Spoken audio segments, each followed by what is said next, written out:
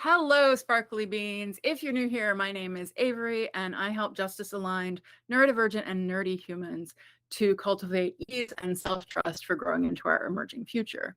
And I'm so excited to be inviting Lex Ritchie to join me today on the channel, because Lex and I have actually been working together on a collaborative workshop that we're going to be doing that we are super excited about the non-binary moon, which is a topic that we both had kind of independently been thinking about and thinking broader as well about kind of sacred gender, the idea of divine or sacred gender in our different frameworks. So whether you're an astrology person, a tarot person, a magical person, just a person who wants to connect somewhat with planets, with the moon, with the sun, and with other things that tend to be gendered in some of these systems and worldviews.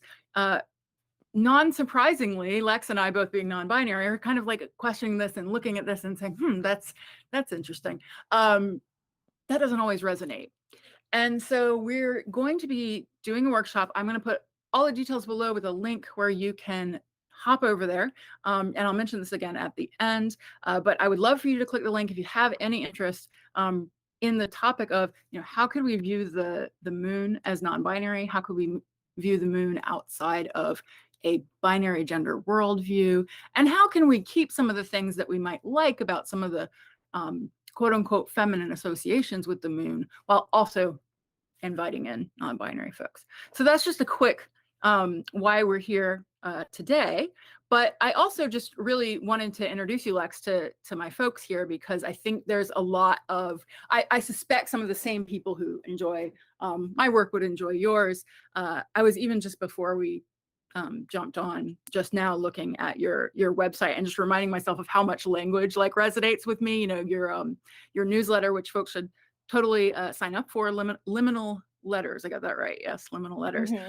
I love that name because I'm always talking about folks who've been around on YouTube or elsewhere with me for a while have heard me use the word liminal about 9,000 times. And I think that like comes from my own sort of non-binary and like neurodivergent experience. But I love that that's like such an emphasis in your work. So I'd like you to just introduce yourself in your own words, because you're going to describe yourself better than I will. And then today we were going to talk just a little bit about practices with the moon. So I'll ask you a specific question, but if you just want to go ahead and introduce yourself to the fine folks. Totally. I hear you on the whole liminal, like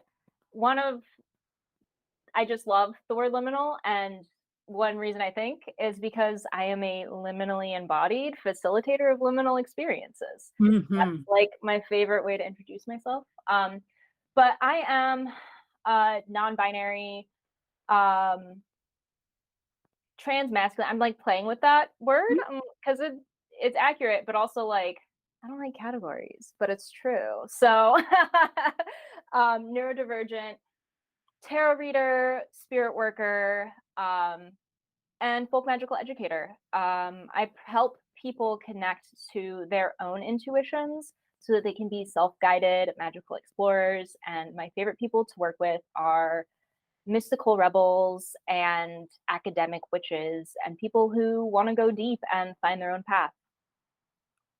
I love that so much. And I think, like many of the folks who are, subscribers here are going to be like, oh yeah, that's me.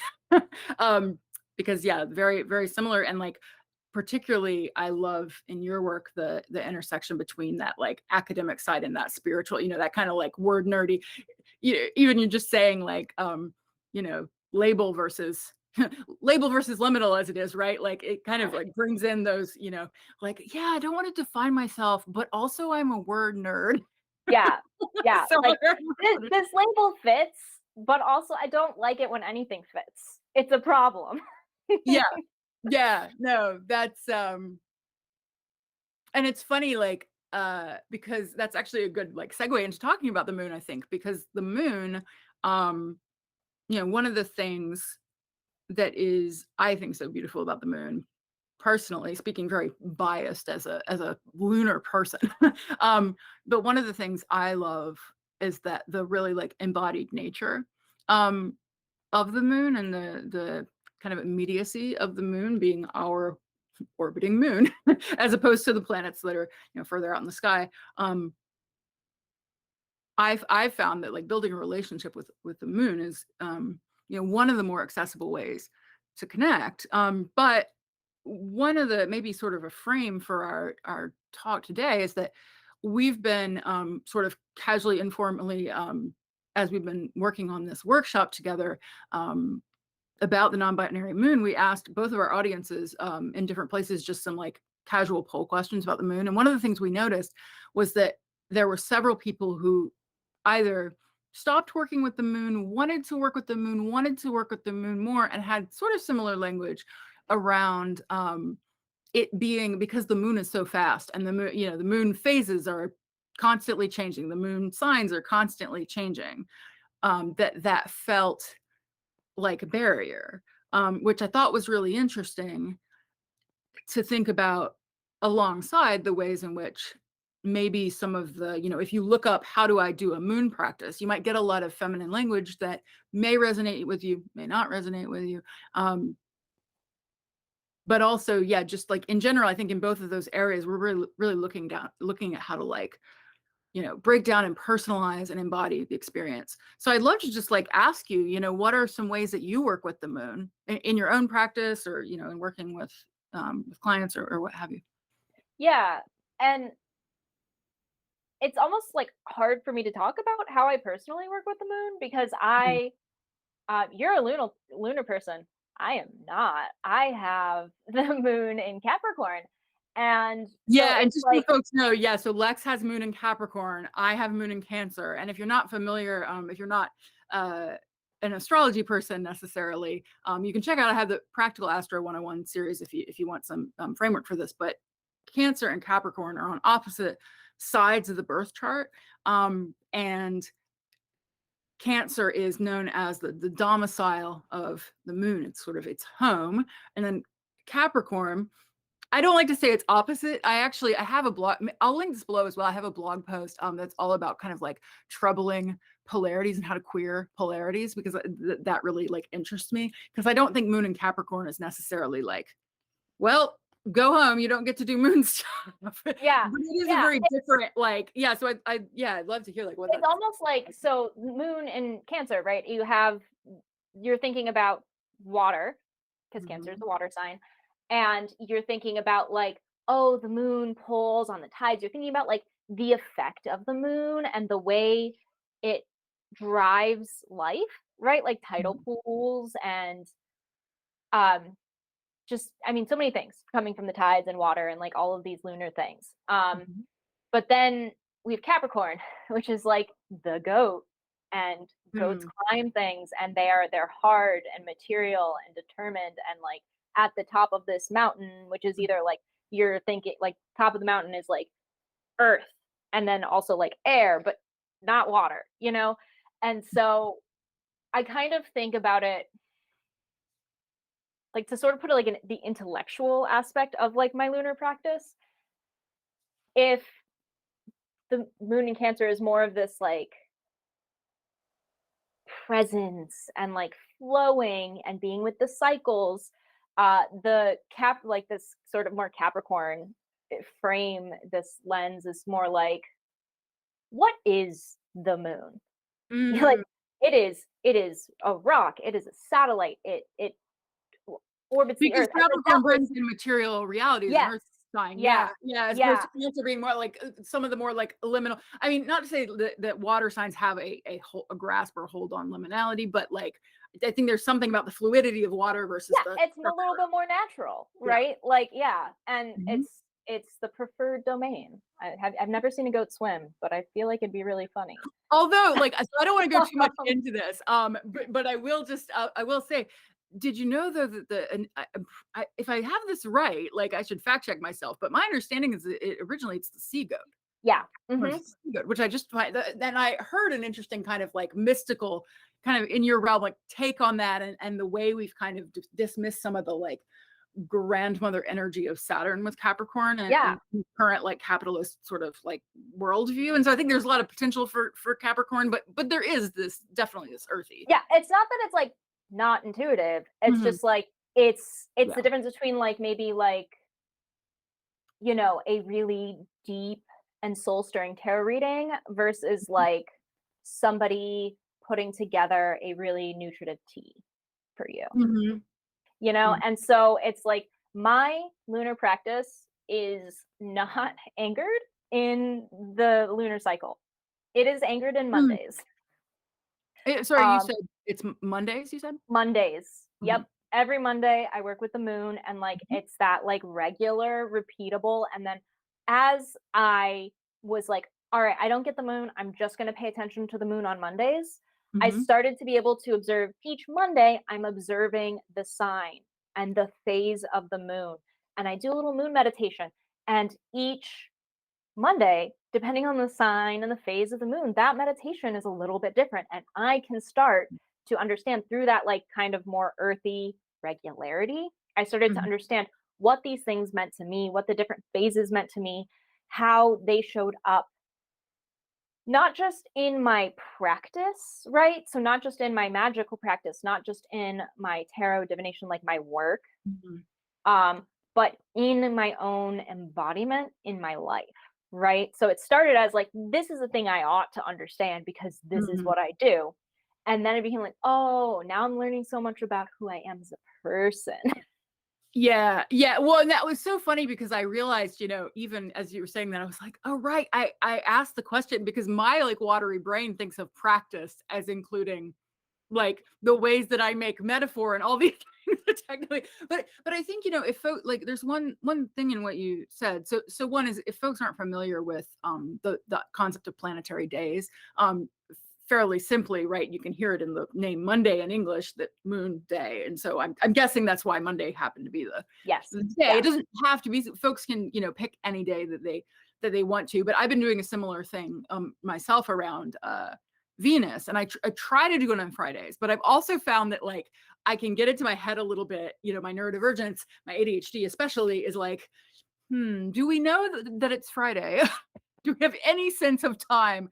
And so like, and I think neurodivergent people, honestly, like one thing that I've found really like that I really enjoy doing in my own work and that I've seen in yours as well is that sometimes we can have this idea in our head of like what is a practice or what is a lunar practice, or just like, I talk to so many people, even just like casual like friends and stuff, who are like, yeah, I've always been kind of curious about X, but you know, I'm quote unquote like not a witchy person, not a spirit, not, not sure what my entry point is. And so it's funny because even though I have moon in Cancer, and you would think, and I have moon in Cancer on my ascendant, so it's very prominent in my chart.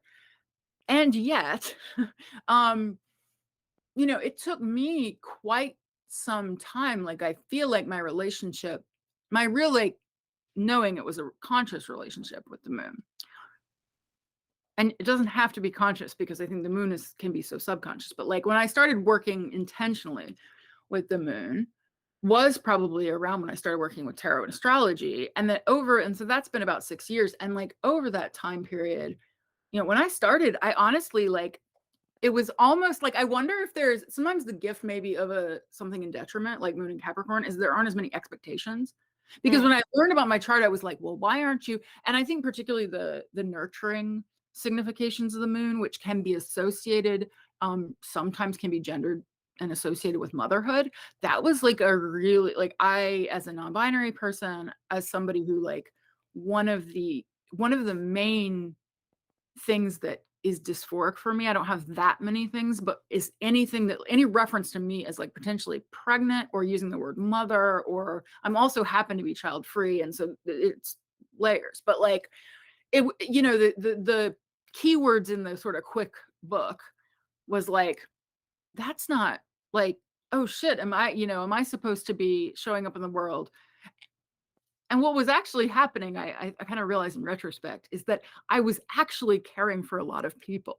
And so when I saw that, I was like, that's exhausting. I don't want to start showing up for other people. And then it was like, no, you already are. mhm. Um, Yeah. but so it's a way in which these like binary or rigid frameworks can bring up expectation. And so for anyone Yeah. who has, Moon in Cancer and is like, oh, this is not an archetype, I think we're going to be in the workshop looking into ways we can engage more creatively with some of those, not to throw out the keywords, but like, nurturing is not inherently feminine. So what is nurturing? What is care? And what are the ways you can express that? And the more I think of that, the more I resonate. Yeah, and I think there's something so interesting about the way you were talking about not resonating at all with Moon in Cancer before you started to really engage with the moon, is because there's something about the moon that is so embodied. It's almost hard to articulate. Mm-hmm. And so we're very much not, we don't live in an embodied culture. So even if you might have the tendency to care for a lot of people, Mm-hmm. if you're not actively working to be embodied and making the active choice to care for people, then it doesn't matter what your natural tendency is. You're not embodied in that, so it's hard to notice whatever your predilection is.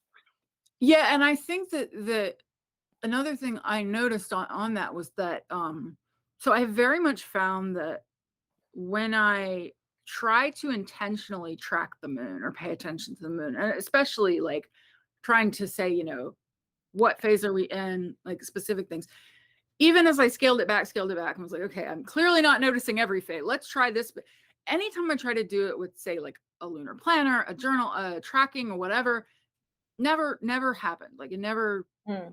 absorbed for me in the first several years of my practice. And then actually beautifully, I the first encountered Lex when I got a reading from them, let people know. And as I've told you, that reading was really amazing and transformative for me. So book Lex for tarot readings, but it happened to be folks who've been around on the channel remember my big I'm blowing everything up and moving across the country to be with some partners that you didn't even know I had. And also, by the way, I'm starting a business, right? I had this kind of arc of my life start in early 2020. And I would say it was around that, that was one of the themes of that arc has been embodiment and kind of the moon reveals themselves to me as I am more embodied and as I am more in that body intuition place. Then it's oh, I'm just naturally noticing.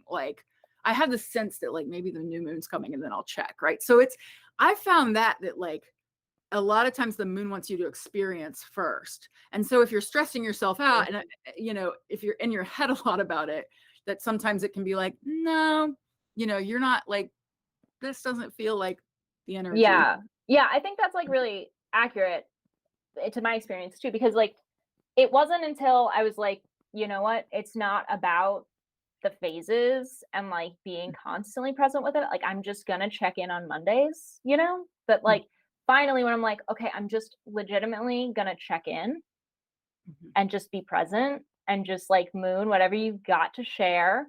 I'm just laying here listening to my moon playlist. Show me that.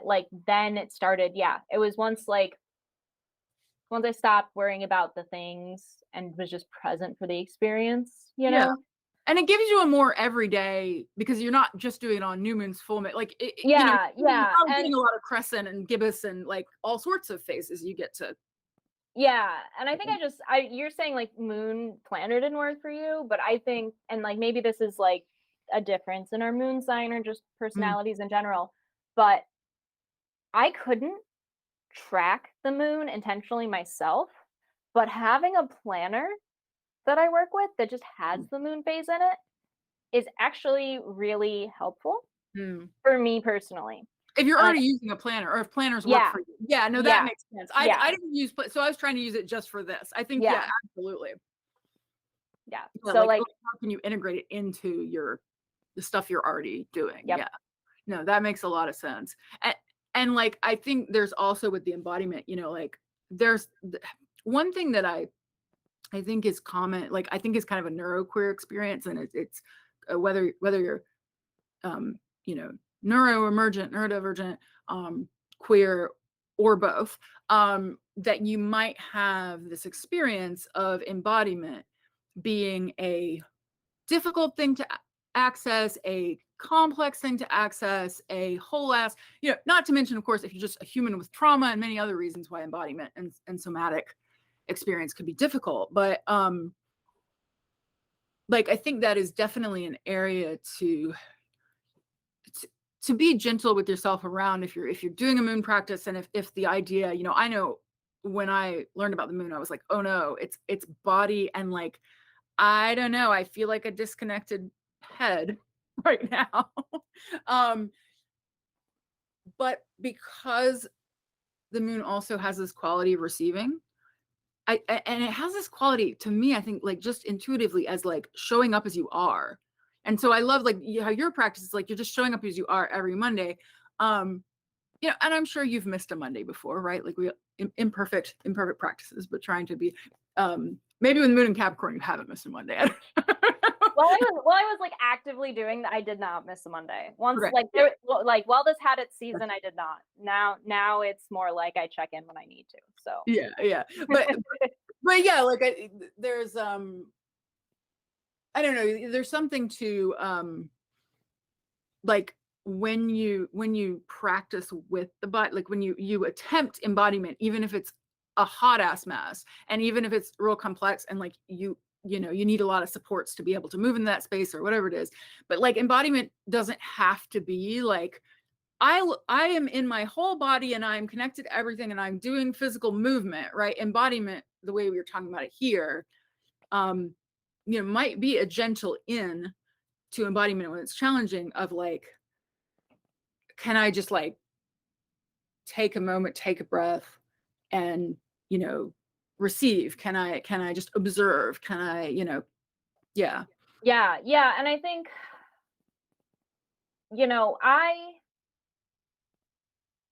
my whole experience with the moon started before I knew I was working with the moon, because I was connecting with lunar plants. And I think that, like, if that embodiment piece is really hard, then Mhm. connecting with lunar plants might be like a really excellent way to go. Mhm. Because yeah, like, you can't sit underneath a tree and not like get a little bit more embodied. So yeah, like, I Yeah. was working with a linden tree, Mm. but like aloe, uh, mugwort is lunar, if I'm not mistaken, and another really easy one's lettuce. These are Mm. all lunar Mm. plants that that nourish your body. So like, you don't have to find a linden tree. You could like have some linden tea.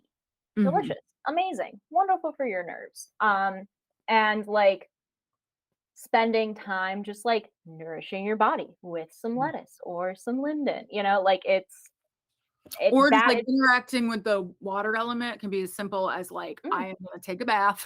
I mean, yeah, I know witchy people are always like bath, bath, bath, but yeah. And I think that's sort of like also like with your thing, like, you need to sneak up on the moon a little bit. yeah. And because it's like, embodiment is hard. These aspects of like caring for ourselves, in actually caring, and not just like that kind of commodified self-care, but like genuinely offering yourself Mhm. care.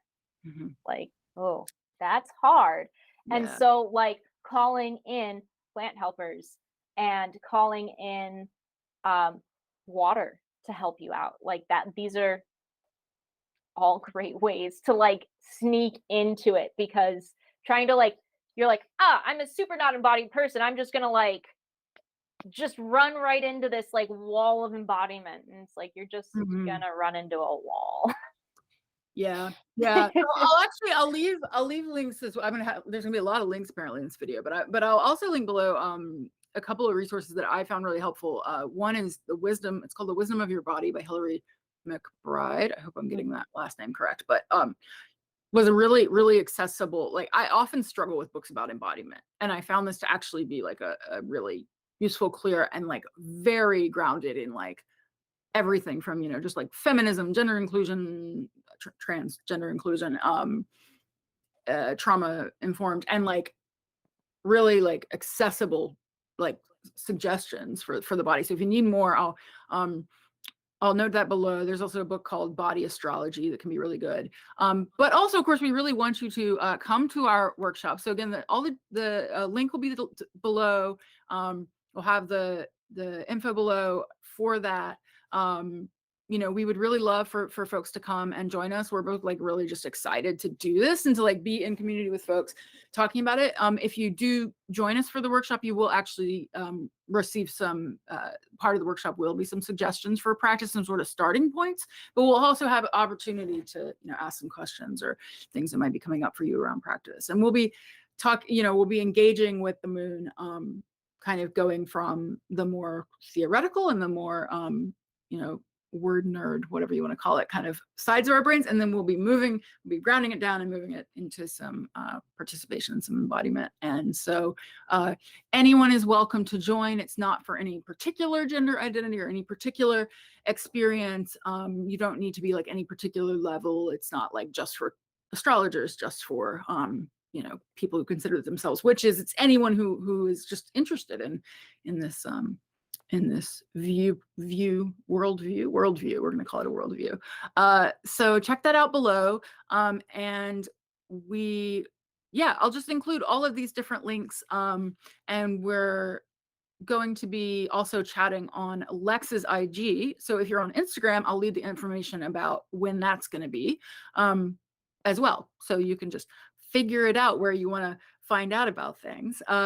But encourage folks to check you out. I know I mentioned your newsletter, which I think folks should absolutely sign up for. Are there other places what are the best places for if folks just outside this workshop are just curious about you and want to? Yeah, so folks can follow me on Instagram and on Twitter, or they can sign up for my newsletter. I think the newsletter is the best place. My whole social media strategy is I'm 7% assing it.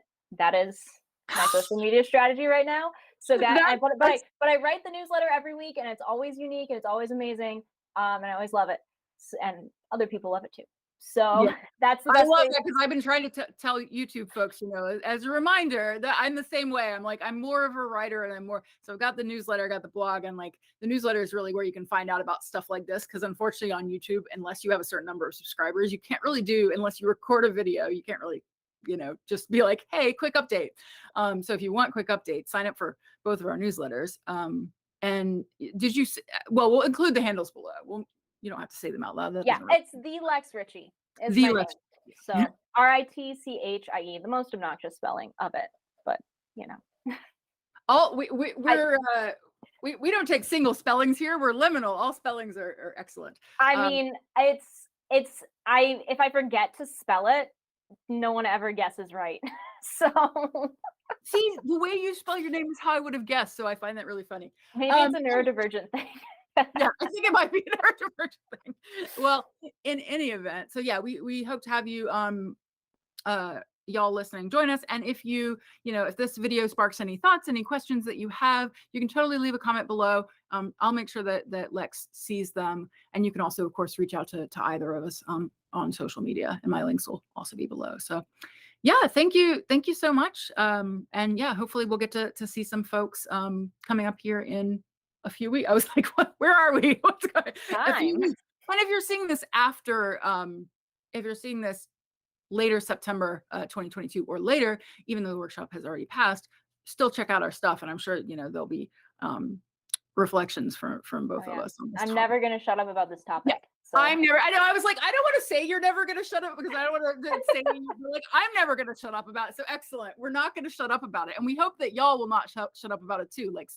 Let's talk about this. Let's talk about non-binary approaches to these things, and giving the whole sacred gender a little nudge, a little stir up. So, all right. Thanks so much.